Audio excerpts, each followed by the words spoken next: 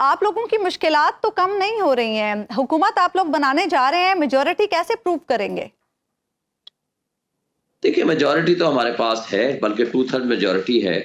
अब अगर जो कब्जा ग्रुप और जो डाका जनी करने वाले लोग हैं, अगर वो डाका छोड़ दें, जो कि हम ऑलरेडी चैलेंज कर चुके हैं इलेक्शन कमीशन और इस्लामाबाद हाई कोर्ट में भी और कई और अदालतों में भी, तो मेरा ख्याल है हमें हमारा हक मिल जाएगा, तो हम तो 2/3 मेजॉरिटी के साथ बनाएंगे। तो उसमें कोई ये दूसरी तो राय अगर नहीं है। हक मिलने में देर हो जाती है शुएब शाहीन साहब, तो फिर तो आपको असम्बली में भी जाना पड़ेगा और असम्बली में जाके एक ऐसी हुकूमत से वास्ता पड़ेगा जो जाहिर है आपकी तो नहीं है।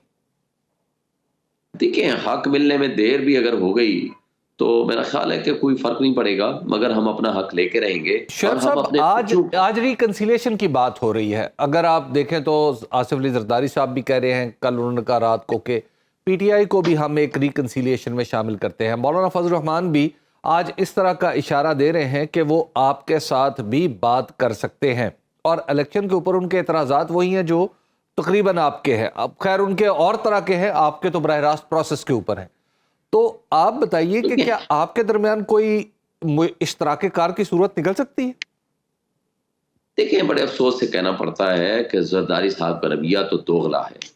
एक तरफ तो देखें, बिलावल साहब 3 महीने 4 महीने ये कहते रहे कि जी इनको लेवल प्लेइंग फील्ड मिले, इनके साथ ज्यादती हो रही है। एक राव अनवार आता है, अगले दिन वो झाग की तरह बैठ जाते हैं जरदारी साहब। जरदारी साहब कह रहे हैं हम शरीक के गवर्नमेंट नहीं होंगे, और हाँ, हम सदर बन जाएंगे, चेयरमैन सेनेट भी बन जाएंगे, स्पीकर भी बन जाएंगे, वजारतें नहीं लेंगे। वो भाई क्या बात करते हैं और क्या हासिल कर रहे हैं और क्या आपका पर्पज है? ये सारे भोले सियासतदान इमरान खान से डर रहे हैं। उनको पता है कि वो जीत चुका है और 2/3 मेजॉरिटी से जीत चुका है। कौम आज उसके पीछे खड़ी हुई है। मगर ये सारे अब मुझे कह रहे हैं कि रिकंसोलेशन किससे करेंगे? आप हमसे रिकंसोलेशन ना करो, सिर्फ एक शर्त रख दो इन डाकुओं से जिनके साथ आप बैठने जा रहे हो, कि भाई जो सीटें आपने छीनी है 2 नंबर तरीके से, फॉर्म 47 के जरिए, और जो असल जीते हुए लोग हैं उनको सामने आने दो। आपको दूध का दूध पानी का पानी हो जाएगा। शहबाज शरीफ साहब तो कह रहे हैं कि अगर आजाद उम्मीदवार हुकूमत बना सकते हैं तो ठीक है, वो बना लें।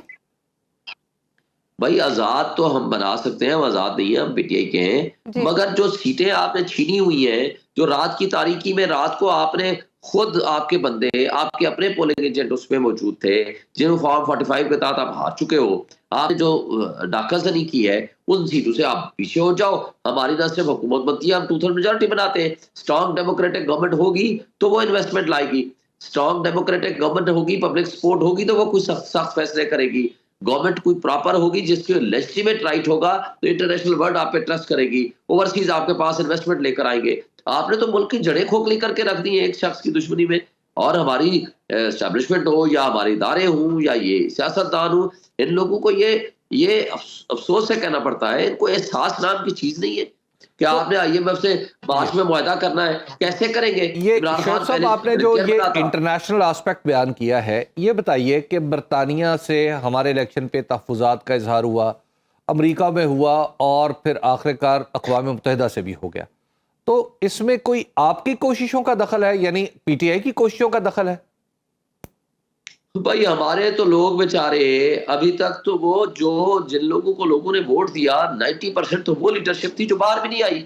90% तो वो लोग थे जो बेचारे कंपेन नहीं करा सकते थे। मैं अपने हल्के की बात करूं, जिस दिन मेरा कोई प्रोग्राम कारण मीटिंग होती थी, या वहां पुलिस होती थी, या वहां रेड होता था, या बंदे गिरफ्तार हो जाते थे, या पर्चे कट जाते थे। और मैंने हाई कोर्ट से 3-4 दफा ऑर्डर भी लिए। मगर मेरा वो हल्का है जहां तमाम मुख्तदर इदारे मौजूद है, supreme court, high court, diplomatic enclave, presidency, election commission. ये इस हल्के में ये कुछ हो रहा था, तो बाकी जगह पे क्या होगा? और किसी जगह इनको कंपेयर करने की इजाजत नहीं। तो ये जो इंटरनेशनल जो बात हो रही है, मैं कह रहा हूँ इंटरनेशनल जो कुछ हो रहा है, क्या उसमें आप लोगों ने कुछ किरदार अदा किया है या खुद ब खुद हो रहा है? देखें, जो कुछ दुनिया देख रही है, ये आंखें और कान बंद करने से क्या ये समझते हैं कि दुनिया पागल हो गई है? उन्होंने कान और आंख बंद कर रखे।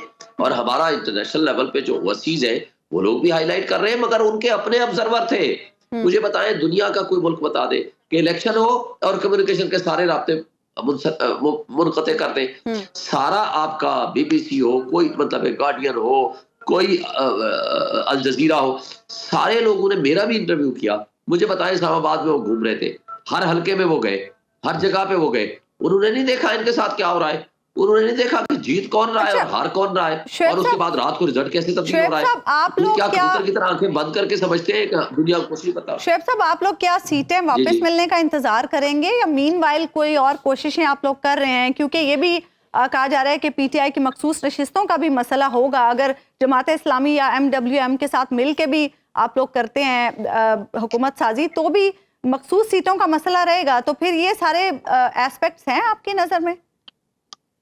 नहीं, मखसूस सीटें तो देखें ना, हम किसी भी पार्टी के साथ ज्वाइन कर लेंगे तो वो तो सीटें हमें मिलनी चाहिए, और यही आइन का तकाज़ा लेकिन है। उसमें भी कहा जा रहा है कि इलेक्शन एक्ट का सेक्शन 104 जो है वो उसके आड़े आएगा। नहीं, उसमें नहीं है। वो आप अच्छा। कम ज्यादा कर सकते हैं और किसी भी स्टेज पे आप बंदे दे सकते हैं, उसमें कोई दूसरी राय नहीं है। आई डोंट थिंक उसमें अच्छा, ये मसला बताइएगा बनेगा। कि ये जरूरी और- है कि किसी पार्टी में शामिल हो तो नशिस्तें मिलें? क्योंकि अगर फर्ज किया पूरी की पूरी असेंबली आजाद लोगों पर मुश्तमिल हो जाए, टेक्निकली तो पॉसिबल है, तो फिर क्या दूसरी रिजर्व नशिस्तें उन्हीं पार्टियों को मिलेंगी जिन्होंने लिस्टें दी होंगी? देखिए, इसमें लीगल एम्बिग्विटी है। अब उस एम्बिग्विटी को हम बजाय उस बात के कि हम उसके ऊपर हम मजीद अपना वक्त ज़ाया करें, तो इसलिए हमने फैसला किया है कि हम इसको कोई प्रॉपरली लीगल कवर देंगे, ताकि फौरी तौर पर हमारा वो जो एक हक है रिजर्व सीट्स का, वो ज़ाया ना हो जाए। ठीक तो हम है। कोशिश करेंगे कि वो हमें मिले। तो वो आपको कब तक यानी एमडब्ल्यूएम के साथ ही आप जा रहे हैं? जी, मरकज में तो हमने यही फैसला किया है, एमडब्ल्यूएम के साथ अच्छा। और जमात इस्लामी के साथ केपीके में किया है। ये भी इत्तलात आ रही हैं कि जमात इस्लामी ने ताउन से मना कर दिया है। उन्होंने कहा है जिस तरह आप मरकज में एमडब्ल्यूएम के साथ कर रहे हैं, तो फिर केपी में भी किसी और जमात को देख लें। क्या ऐसा है?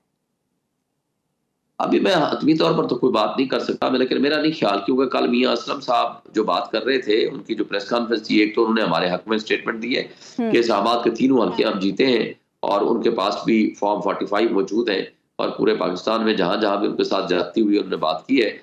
मगर मेरा नहीं ख्याल कि अभी जमात इस्लामी ने कोई ऐसा कोई रिजर्वेशन शो की है। लेकिन उनके I think तर्जुमान कि तो इसमें- आके बता रहे हैं, तर्जुमान तो कह रहे हैं कि जनाब आप जिससे मर्जी कर लें। उनके तर्जुमान मैदान में आ गए, कैसर नहीं, शरीफ देखे ना, जिस मर्जी कर ले का मतलब ये नहीं है कि हम नहीं करना चाहते। हाँ। मुझे नहीं पता अब लेटेस्ट पोजीशन आज की क्या है। मैं कल तक की सिचुएशन बता रहा हूँ कि there was no issue at all, मगर आज क्या बात हुई है मैं उसके बारे में कोई भी बात नहीं कर सकता जब तक कि मेरी किसी मुनासिब कंसर्न बंदे से बात ना हो।